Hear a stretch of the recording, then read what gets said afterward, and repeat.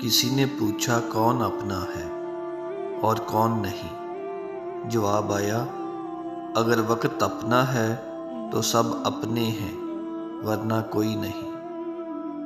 اپنے من کی کتابیں ایسے انسان کے سامنے ہی کھولو جو آپ کو پڑھنے کے بعد سمجھ سکے۔ پاس ہونے سے زیادہ ضروری ساتھ ہونا ہے، اور کچھ لوگ عمر بھر پاس ہوتے ہیں پر ساتھ کبھی نہیں ہوتے۔ آپ کا ذہنی سکون سب سے زیادہ قیمتی ہے، کسی کو بھی اس میں خلل ڈالنے کا نہ موقع دیں اور نہ ہی اجازت۔ یہ عام سے لوگ ہیں، بہت خاص ہوتے ہیں، ورنہ خاص لوگ تو آج کے زمانے میں عام پائے جاتے ہیں۔ بات اچھی ہو تو کانوں کے حوالے کر دو، ورنہ ہر بات ہواؤں کے حوالے کر دو۔ امانت صرف چیزوں کی رقم نہیں ہوتی، امانت راز کی بھی ہوتی ہے۔ اگر کوئی اپنے جذبات، احساسات بیان کرے تو اس میں بھی خیانت نہ کرو۔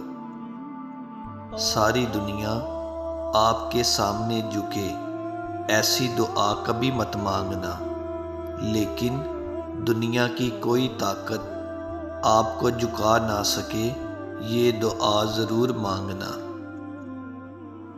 اگر کوئی شخص آپ کے غلط سوال کے جواب پر خاموشی اختیار کر لے تو سمجھ جائیں کہ وہ شخص کردار میں تم سے بڑا ہے۔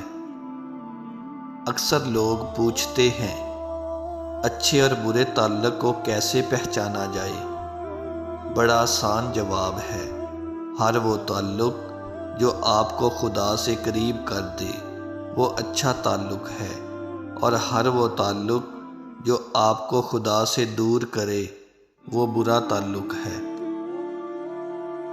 کوئی اچانک بدل جائے تو دو باتوں پر عمل کرے، وہ شخص آپ کو دن رات یاد کرے گا۔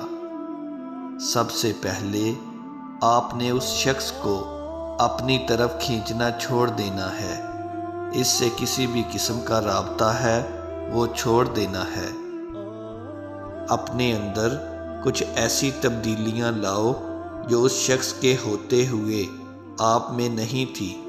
چاہے آپ خوش ہو یا نہ ہو، لیکن اس شخص کو یہ یقین دلانا ہے کہ مجھے اب فرق نہیں پڑتا آپ کے ہونے یا نہ ہونے سے۔